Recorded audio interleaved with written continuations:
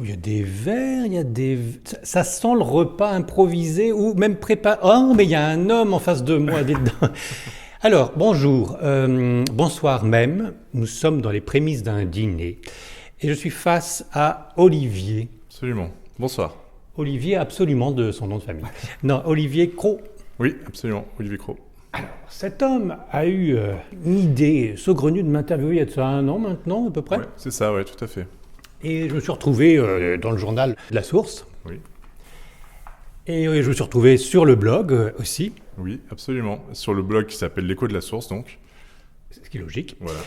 Et j'avais voulu faire un petit peu une interview miroir. C'est pour ça qu'au bout d'1 an, je me suis dit, on va revoir Olivier Cros et on va inverser les questions qu'il m'a posées.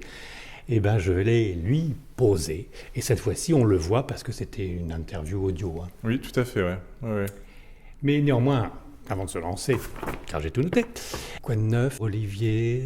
Les oiseaux vont bien, les papillons continuent, les abeilles butinent? Bah, absolument, ouais. Et tu crois pas si bien dire, puisque maintenant ça butine en Haute-Savoie, parce que j'ai déménagé, j'ai quitté Paris l'été dernier. Et je me suis installé avec ma petite famille, ma petite femme et mon petit-fils là-bas. T'as déjà un petit-fils? Non, j'ai un fils, mais il est petit. Et on y est très bien. Et de là, eh bien, j'ai continué le projet du journal de la Source. Donc c'était un petit peu le challenge de trouver ses marques avec la poste. Parce que je fais beaucoup de choses, on en parlera sans doute sur ce journal. Entre la maquette, oui. je m'occupe d'envoyer à l'imprimeur. On en parle tout de suite. Alors ça peut être par abonnement. Oui. Et qu'est-ce qu'on trouve dans ce journal qui est un mensuel? C'est un mensuel, ouais, de 8 pages, grand format, donc format papier à l'ancienne, quadricouleur, si on peut également préciser.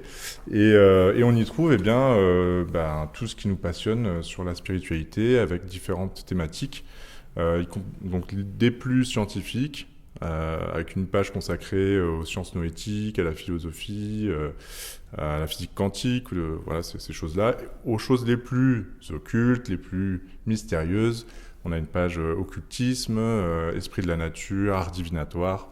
On aborde un petit peu tout. Il y a une page culture également pour faire une espèce de sélection des meilleurs livres, des meilleurs documentaires qu'on aura vus dans le mois. Voilà. Et donc, heureusement que ça existe, ça, dis donc, c'est bien. Alors, bon, par abonnement, on peut l'avoir, mais on peut aussi le lire sur Internet. On peut aller sur le site du Journal de la Source, on pourra s'abonner et on pourra effectivement commander au numéro si on le souhaite. Ouais. C'est-à-dire qu'on n'est pas obligé de le recevoir dans sa boîte aux lettres, on peut le lire directement. Absolument. Il faut s'abonner aussi.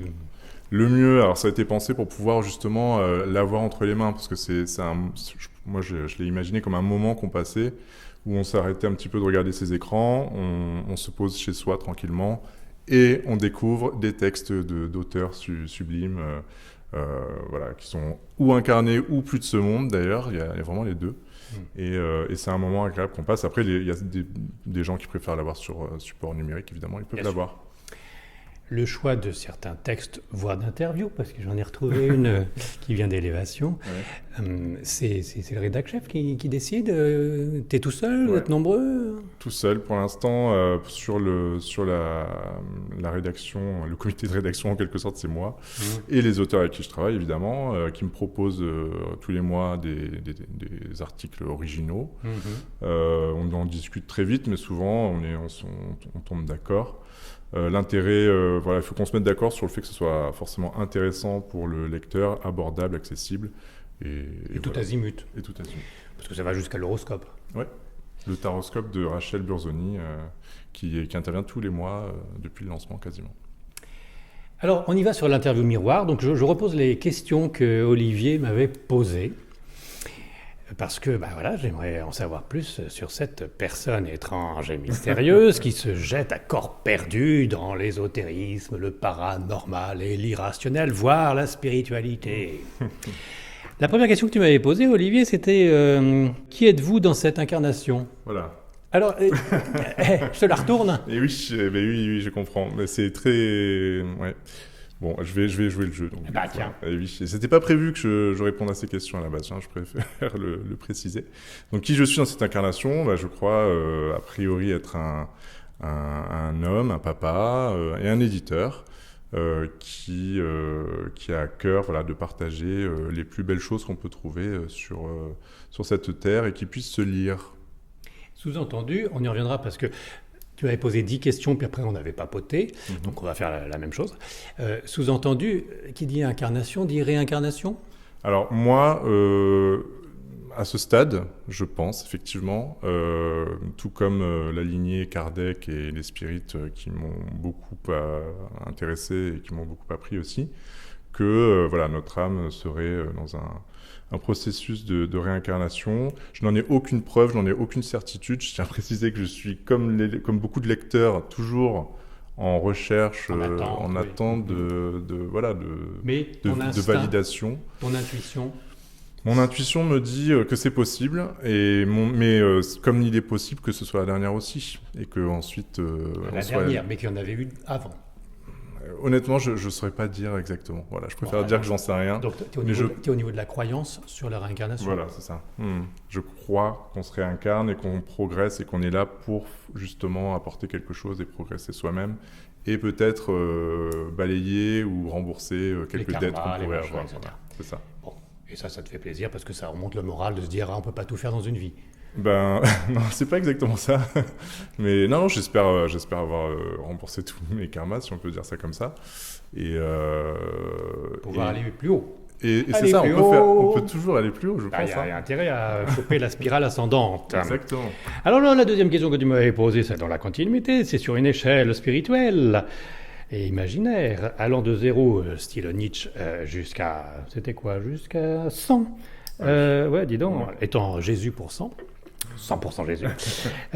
Où vous situez-vous, monsieur Olivier ? Écoutez, vous m'aviez répondu que vous teniez l'échelle, je me souviens. Moi, je serais en équilibre sur l'échelle, en fonction.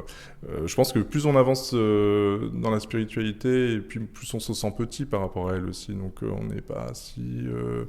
voilà, on peut pas jamais se dire très, très élevé spirituellement, je pense. Ah d'accord, on pourrait faire l'image en l'inversant des sables mouvants. Plus on se débat, plus on s'enfonce. Et là, dans la spiritualité, plus on acquiert des choses, plus il y en a encore d'autres à trouver. Exactement. Oui, c'est marrant. Ça. Ouais. Après, voilà, pour répondre à ce que j'attendais un petit peu de ce genre de questions, je dirais que je me suis quand même investi à 100%. J'ai changé de métier pour me consacrer à ça.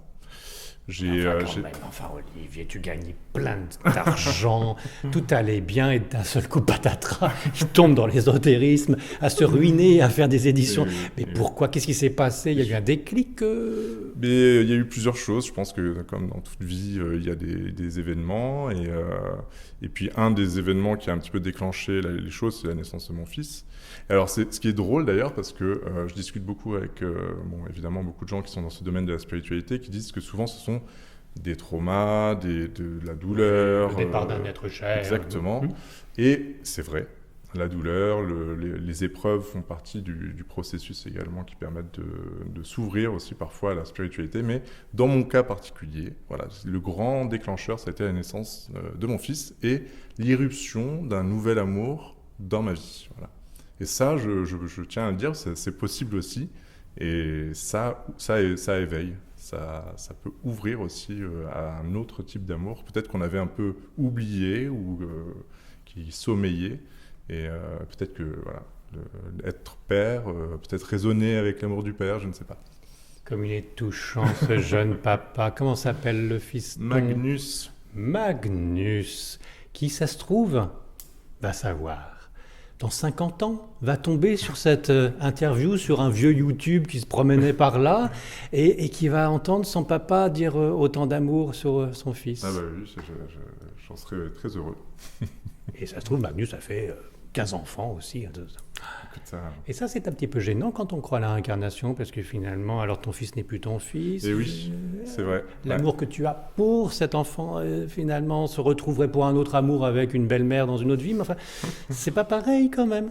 Non, mais de toute façon, je pense qu'on est séparés par notre incarnation et du coup par les rôles en quelque sorte qu'on peut jouer dans cette vie-là. Ça n'empêche qu'on peut avoir le même amour et la même intensité d'amour de l'autre côté. C'est beau. Donc, tu penses que ton fils est une âme incarnée, déjà connue de tes précédentes vies. Oui, possible, très possible, ouais, ouais. D'ailleurs, je fais parfois la confusion, alors je ne sais pas si si ça a un sens quel qu'il soit, mais on confond parfois les prénoms, tu sais, avec des proches. Mon meilleur ami, parfois, je l'appelle du prénom de mon fils. Ou voilà, des fois, on te fait des inversions comme ça, et je me demande parfois si ça n'a pas un rapport avec ça. Vu que de l'autre côté, finalement, voilà, Peut-être. on n'était pas exactement les mêmes identités. D'accord. Enfin, si on est un petit peu en boucle, je fais vite, hein, parce que c'est toujours le même discours que Yann et Ricard sur la réincarnation.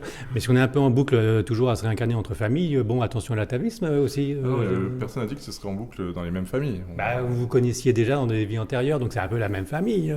Oui, oui, c'est ça. Mais après, Il faut s'ouvrir, on peut faire des rencontres sur cette terre avec d'autres âmes. Et se retrouver aussi.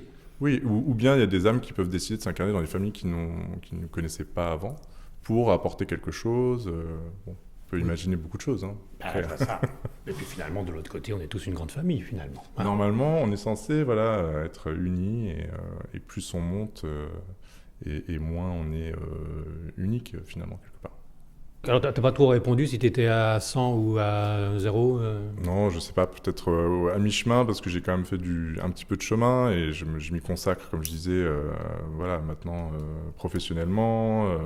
Je me suis mis aussi à la méditation quotidiennement. Voilà, j'essaye d'être au plus proche de la source. Alors, la troisième question que tu me posais, est-ce que vous croyez qu'il y a quelque chose après la mort? Bon, je pense que la réponse est oui. Hein, on va faire court. C'est ça.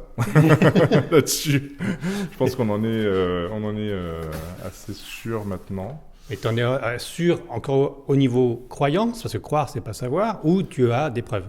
Parce que les EMI, je ne veux pas me fâcher avec certains ou certaines, mais quand on creuse, qu'on creuse vraiment, il y a quelque chose qu'on ne comprend pas.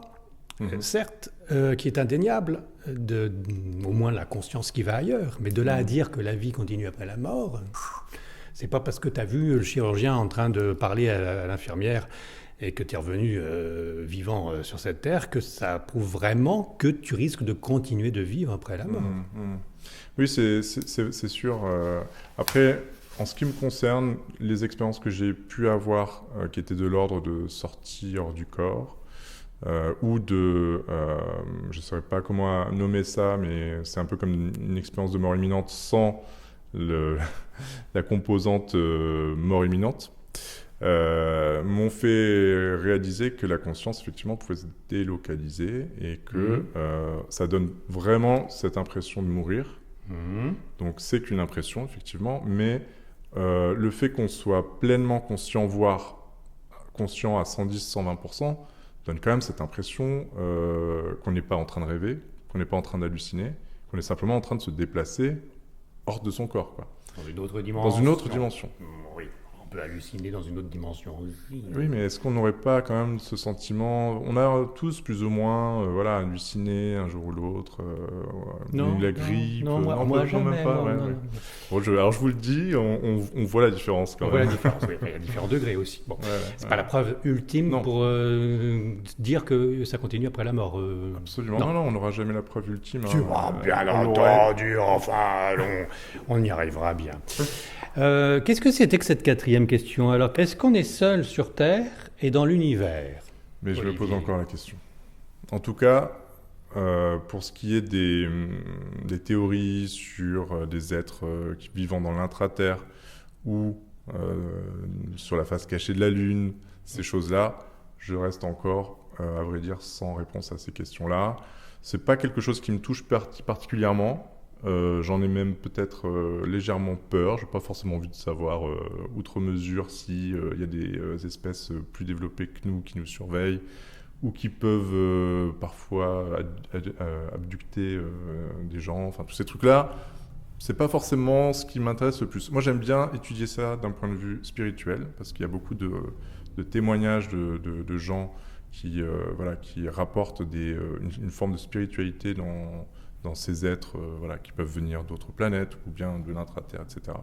Donc cette dimension-là m'intéresse. Les phénomènes psy m'intéressent. D'un point de vue parapsychologique, il y a des choses intéressantes en termes de transposition, de télépathie, des choses comme ça. Donc, tout ça m'intéresse. Après, la réalité du phénomène, je n'en sais rien. Bon. On n'est pas totalement seul néanmoins. On a au moins nos défunts, on a au moins nos Oh, bon, alors on n'est anges pas et nos- seul, ok. Alors tu penses aux anges et tu crois aux anges ou tu as une preuve de l'existence des anges? Non, ouais, je suis toujours sans preuve, malheureusement, ou heureusement d'ailleurs, Mais tu y crois. mais j'y crois. Tu es encore dans la croyance. Ouais. Et justement, la sixième question, c'était est-ce que la lumière a gagné? Ah bah, moi, j'avais beaucoup aimé cette phrase qui me revient toujours je crois que c'est Jean Prieur qui disait que la lumière était antérieure, supérieure et postérieure. Eh bien, ça me va très bien de le penser comme ça. Donc au final, elle gagne, Elle même gagne. si de temps en temps, il peut y avoir un petit peu d'ombre. Ah bah, il y en a énormément, évidemment, hein, mais je pense qu'il il y a particulièrement d'ombre sur notre planète, du fait des défis que nous avons à relever ici, et je pense que sur d'autres dimensions, c'est beaucoup plus lumineux, évidemment. Et voilà, en fait, l'ombre vient enfin, à mon avis, est causée par notre densité et notre niveau vibratoire. Mais en réalité, si on pouvait prendre beaucoup de recul, on verrait que la lumière est dominante. J'aime bien faire des analogies avec la nature. Et à mon avis, quand on regarde la nature, on comprend tout le reste. Comment ça fonctionne, les saisons, etc. Et si on regarde la planète, elle vit parce qu'elle est en mouvement, elle est en rotation. Et comme elle est en rotation, bah, un coup elle est éclairée, un coup elle est dans le sombre. Ouais. Donc ça fait peut-être aussi partie de la vie. Je fais mon petit Jean Prieur. La septième question, c'était, alors, est-ce que vous êtes bien content d'être dans cette époque, Olivier? Oui, oui, j'ai aucun problème avec cette époque. Je pense que j'aurais souffert dans des époques plus rudes. L'Inquisition, par exemple? Par exemple. Encore que j'entends pas de voix. Je suis Pour préservé l'instant, pour du l'instant. bûcher. Oui, non, je trouve que c'est une époque qui nous permet quand même de faire pas mal de choses. C'est même pas simplement l'époque, c'est notre pays, notre culture nous permet certaines choses. Donc non, j'ai pas à me plaindre sur cette époque en particulier. Ne connaissant pas le futur encore non plus, Oui, puis, on peut pas comparer. à l'époque de Gutenberg, c'était un peu plus compliqué de sortir un journal tous les mois. Absolument. Alors, question 8, il y en a 10, ça c'est bon. Est-ce que vous avez vécu des synchronicités? Et ça revient sur ce que tu me disais que pour certaines expériences d'extra-lucide, de conscience puissance 10, c'était un peu ce que tu avais vécu qui te donnait l'impression que bon, il y avait autre chose. Alors, les synchronicités, c'est aussi des témoignages que tu peux donner, que tu as vécu toi? Des synchronicités, je pense que oui, j'en ai vécu, j'en vis régulièrement. Exactement. Mais j'en ai pas forcément. Je me souviens une fois, mais après c'est pas forcément les plus intéressantes, mais je me souviens simplement, voilà, des fois penser justement à ces questions-là, et puis arriver à un passage piéton, et puis un camion s'arrête, et souvent les camions ont des CB, tu sais, et ils mettent sur une plaque leur nom pour qu'on puisse les identifier, et il y avait marqué Olivier, voilà, mon prénom. C'est ce genre de choses qui sont peut-être pas très, Si, c'est très bien. très magiques, Très bien, mais bon. je m'attendais à quand même- pire. C'est bien, c'est bien. Une fois, par exemple, pareil, je lisais des livres sur la rétrocausalité et comment le futur peut influencer tout, Et le passé aussi. exactement. Et eh bien, le lendemain, voilà, dans la rue, je suis tombé sur une jeune fille qui avait un sac avec écrit From the Future. Et après coup, j'ai vu que c'était une marque qui était assez connue finalement, mais je l'avais jamais vue. Je n'avais jamais croisé ce nom-là. Et puis, bon, le fait que j'avais eu cette lecture la veille, le fait que ça m'ait procuré une émotion, pour moi, ça valide la synchronicité. C'est un message. Par donc effectivement connexion de différentes choses auxquelles tu penses personnellement et qui ne répond pas à tout le monde. Ce que j'ai vécu aussi pour mon ange gardien, après avoir fait une interview avec Pierre Jovanovic sur son enquête, son livre best-seller, Enquête sur les anges gardiens. Et après, j'avais croisé une petite fille. Je pensais vraiment être certain que les anges gardiens existent. Et là, je suis très vieux, mais c'est un petit peu au démarrage d'élévation qui m'a poussé à le faire. Il y avait une petite fille avec un t-shirt que j'ai jamais revu, mais qui avait des cheveux bouclés comme un ange. Et sur le t-shirt, il y avait marqué « Je suis un rayon du soleil ». Et ça m'avait tout de suite donné la définition des anges, c'est-à-dire que c'est une partie du soleil, c'est une partie de Dieu. Enfin, c'est un bras armé de Dieu. Ah, voilà. Et pouf, ça a fait tilt aussi là-dessus. Oui, moi j'aime beaucoup cette idée que, enfin, les rayons de soleil sont quand même une super métaphore pour essayer de se représenter ce que peut être le monde angélique et le monde divin, Oui. parce que c'est subtil, c'est immatériel, et en même temps c'est puissant, et on peut s'imaginer, encore une fois c'est l'imaginaire peut-être, mais que dans cette lumière puisse exister et de l'amour et de l'information, et de la conscience. Et le spectre lumineux va de l'infrarouge à l'ultraviolet. Donc il y a certaines choses qu'on ne voit pas qui existent pourtant. Puis en plus, ça donne chaud, donc c'est pas mal. Après, il ne faut pas non plus abuser du soleil, c'est comme tout, bien sûr. Très bien. 9e question. Et c'est marqué avant-dernière question. Bah, ça tombe bien parce que c'est la 9e. Ouais. Très bien, très juste. Qu'est-ce qui vous fait monter en vibration? C'est sexuel? Tu voulais me poser une question sexuelle là-dessus? Et non, ça m'intéressait à cette époque-là aussi, parce que j'entendais souvent dire que les médiums, qu'il fallait monter en vibration pour pouvoir communiquer avec ses anges, ses guides, etc. Et je voulais savoir concrètement comment s'y prenaient ces personnes-là. Ah d'accord, je vois mieux. J'ai toujours des images, de temps en temps, il faut me recaler. Ta réponse, d'ailleurs, qui était un peu ambiguë. Non, pas du tout ambiguë, très directe. Mais voilà, qui était très, très bien aussi. Et du coup, moi, ma réponse, c'est bon, la méditation, évidemment. Et puis, étrangement, les huîtres me font monter en vibration. J'ai remarqué. Les huîtres, une fois ouvertes. Une fois ouvertes. Oui, il faut préciser, on ne sait jamais. Mais déguster un plateau d'huîtres souvent m'électrise, quoi. Voilà. Comme certaines personnes en marchant, tu sais, les pieds dans l'eau, des fois, ça leur fait beaucoup de bien. Voilà. Bon, moi, j'ai remarqué ça. Et puis, dans certains lieux aussi sacrés, peut-être puissants énergétiquement, des choses comme ça, des fois on remarque qu'on se sent léger. Et voilà. Et se sentir léger, pour toi, c'est monter en vibration. Voilà, c'est ça. Après, moi, je n'ai pas de capacité extrasensorielle particulière, donc je saurais pas. Peut-être que j'en fais rien de ces hautes vibrations. Mais, ça fait peut-être du bien, comme le soleil. Ben oui, voilà. Déjà, ça fait du bien. Et puis après, certaines conversations avec certaines personnes qui on s'entend bien aussi, ça peut faire ça. Voilà. La famille. Oui, on peut avoir des petits frissons dans le dos. Exactement, ouais. Quand il y a connivence, contact. Ouais. La dernière question, donc, c'est la 10e. Qu'est-ce qu'il y a comme mantra particulier qui guide ta vie? Eh bien, j'avais une phrase qui revenait souvent comme ça, c'était dans la vie, la seule réalité, c'est la sensation. Dans l'art, la seule réalité, c'est la conscience de la sensation. Et pendant très longtemps, ça a suffi à me faire réfléchir et à me faire dire que peut-être... Tu peux le redire lentement, parce que attends, il faut quand même que je l'intègre. Alors, oui. Dans la vie, la seule réalité, c'est la sensation. D'accord. Ce qu'on ressent, c'est la réalité. Et dans l'art, la seule réalité, c'est la conscience de la sensation. Je ne comprends pas. Eh bien, chacun sans doute pourra l'interpréter à sa façon. Moi, ce que je comprends, c'est qu'il ne faut pas essayer de mentaliser, essayer de tout comprendre et d'essayer de simplement voir le monde avec le prisme de ses sens et de ses... D'accord. Voilà. Mais qu'il faut peut-être essayer de plus ressentir le monde et pour comprendre au-delà des apparences. Je vois. Peut-être faire confiance à son intuition, par exemple, plus qu'à son simplement raisonnement logique.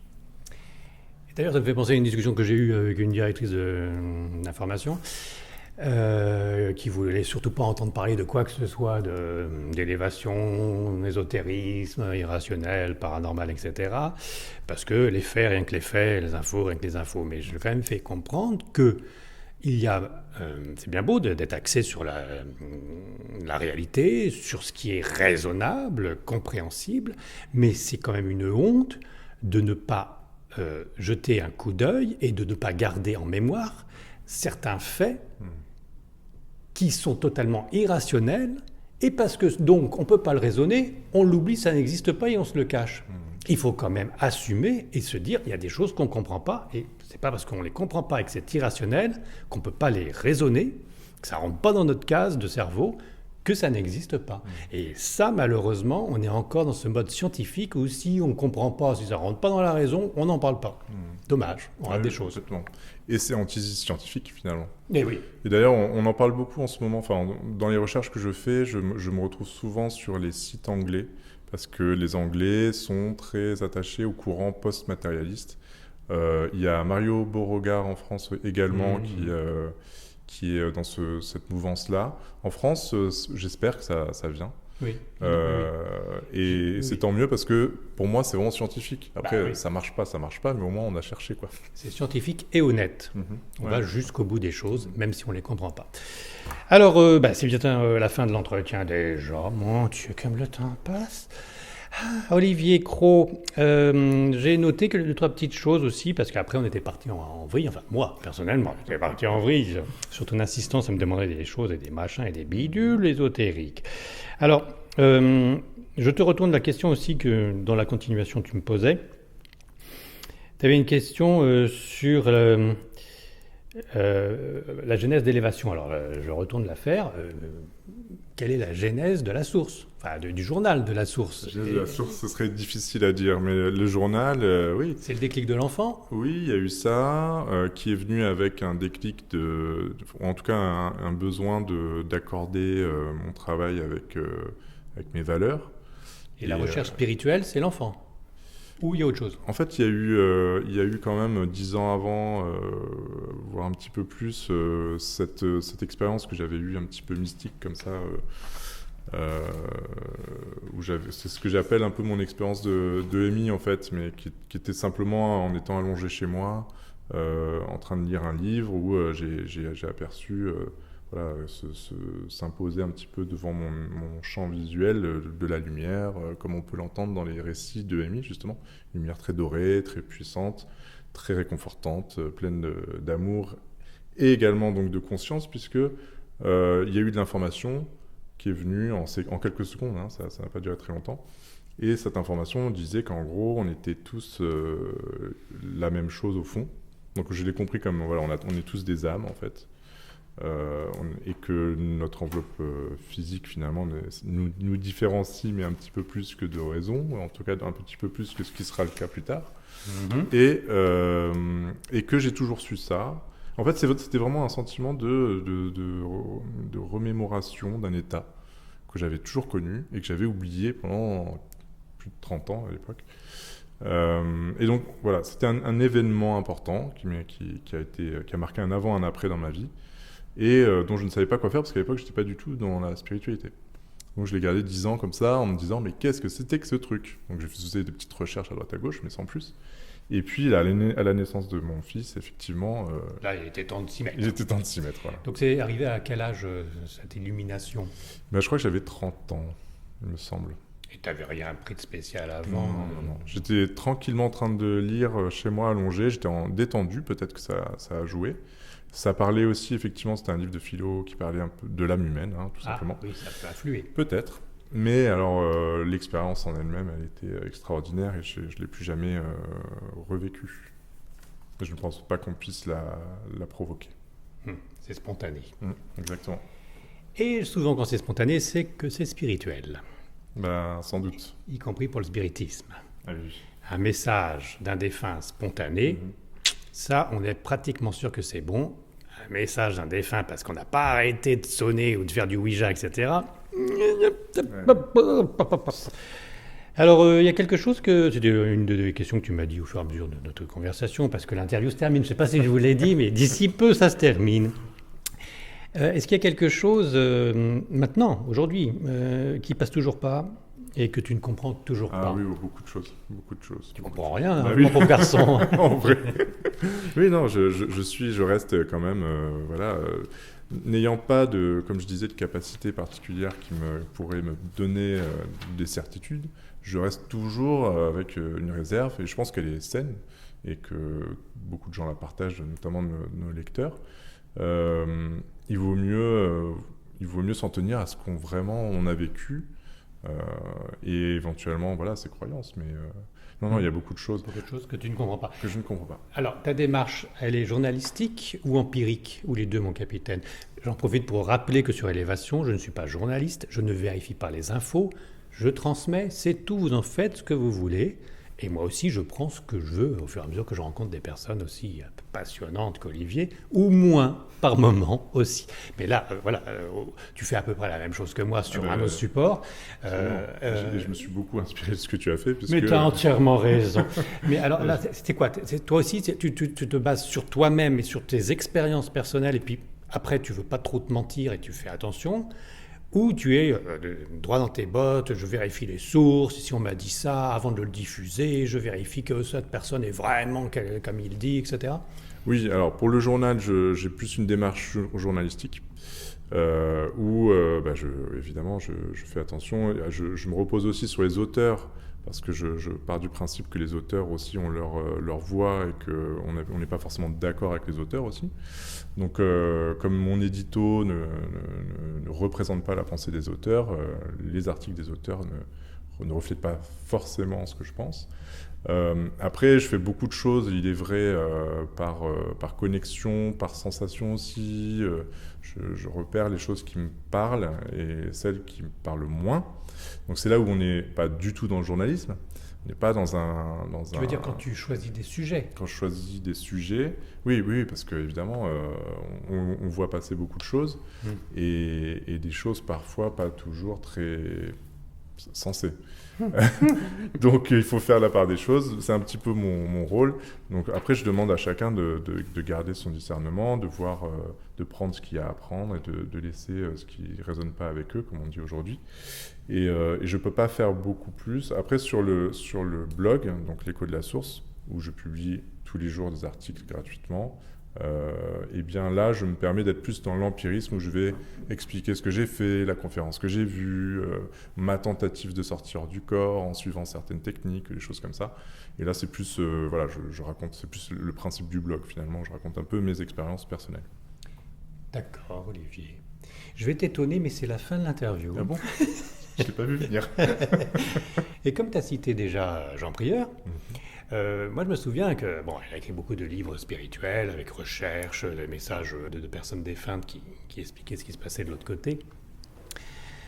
Et il se plaignait de ne pas gagner beaucoup d'argent dans cette affaire. Alors souvent il me disait, oh là là, quand on s'occupe de la spiritualité, on tire plutôt le diable par la queue. Voilà, par manque de... ça n'intéresse pas tout le monde non plus de se parfaire l'âme et de s'élever. Est-ce que tu corrobores le désarroi financier de Jean Prieur? J'observe que beaucoup de personnes qui se sont données corps et âme à cette quête, effectivement, vivaient chichement... vivaient... sans le sou, en tout cas ne cherchaient absolument pas à... Oui, mais enfin, il faut quand même bien vivre. Bien sûr. Est-ce que ça marche ton affaire, pour faire court? Alors le journal, actuellement, non.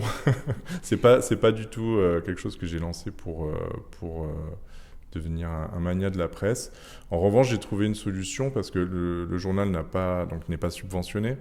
Il n'y a pas d'annonceurs et il n'y a pas de grands actionnaires qui mettent au pot tous les ans pour le faire tourner.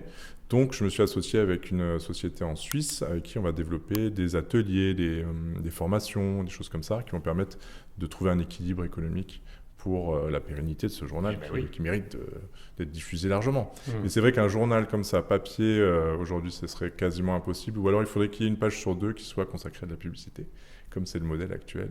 Et bon, je préfère épargner ça à nos lecteurs. Très bien, Olivier. Merci de ce partage, de cet échange. Et bravo pour cette continuité spirituelle qui me pousse à poser, vous n'allez pas me croire, la dernière question. Au stade où tu en es, avec ta recherche, parce que maintenant tu es en plein dedans. Il y a encore des choses que tu ne comprends pas, etc. Bon, on en est tous là. Mais au stade où tu en es et ce que tu crois et ce que tu sais, pourrais-tu m'expliquer comment tu vois l'euthanasie et l'avortement? Alors, Très, très, très simple comme Oui, question. si joyeux surtout. Ah non, mais alors autant l'avortement, je pourrais pas t'en dire grand-chose parce que j'ai pas étudié énormément la question. Si ce n'est que je pense que l'âme s'incarne dans un corps au moment effectivement où le fœtus est dans le ventre de la maman, qui fait des allers-retours. En fait, je vais simplement répliquer ce que j'ai lu dans certains livres, hein, qui fait des allers-retours jusqu'à la naissance, et que tant qu'il n'est pas né, finalement, il n'est pas à 100% tout le temps dans le corps. Ça ne veut pas dire que je cautionne quoi que ce soit, ça veut simplement dire que l'âme, à mon avis, fait des allers-retours, et que parfois aussi, elle sait qu'elle ne va pas rester très longtemps, et qu'il y a des raisons qui nous dépassent peut-être un petit peu à ce niveau-là. Je n'ai encore une fois pas de certitude sur ces choses-là, ce sont des choses que j'ai lues de médiums qui ont eu ces genres d'informations-là, et ça me paraît plausible. Sur l'euthanasie, j'ai lu récemment un livre très intéressant de Thomas Mayer, qui est un Allemand qui est dans la lignée de Rudolf Steiner, et qui a étudié les effets des vaccins sur les corps subtils au moment de la mort. Et il s'est rendu compte que quand on impose au corps des substances chimiques trop brutales, trop dures, ça peut avoir un effet sur les corps subtils assez délétère, qui fait qu'au moment où le processus normal de la mort, donc si on en croit le système des corps subtils qui doivent se détacher les uns après les autres, d'abord le corps physique, ensuite le corps éthérique, ensuite astral, etc. Eh bien, ce processus-là est comme enrayé parce que les corps subtils ne sont plus emboîtés comme il faudrait, pour résumer. Et il y a selon lui, qui est médium aussi, des âmes errantes, des personnes qui sont coincées à cause de certains vaccins, et aussi à cause des substances qu'on injecte dans le corps au moment de l'euthanasie, dans les pays où on peut se faire assister pour ce genre de choses. Donc je n'ai pas évidemment, encore une fois, de preuves, puisque je n'ai pas de communication directe avec nos amis défunts.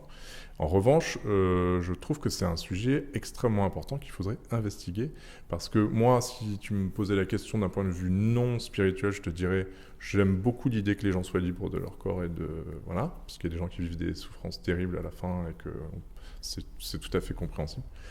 Toutefois, peut-être qu'il y aurait à réfléchir sur les moyens de le faire, pour éviter peut-être des déconvenues de l'autre côté. C'est pas rassurant. Bien content de terminer là-dessus. C'est toi qui as posé la question. Et je dis rien. T'as vu ? J'ai pas réagi, je dis rien. Mais je trouve que c'est deux questions qu'on doit se poser, et plus d'une fois.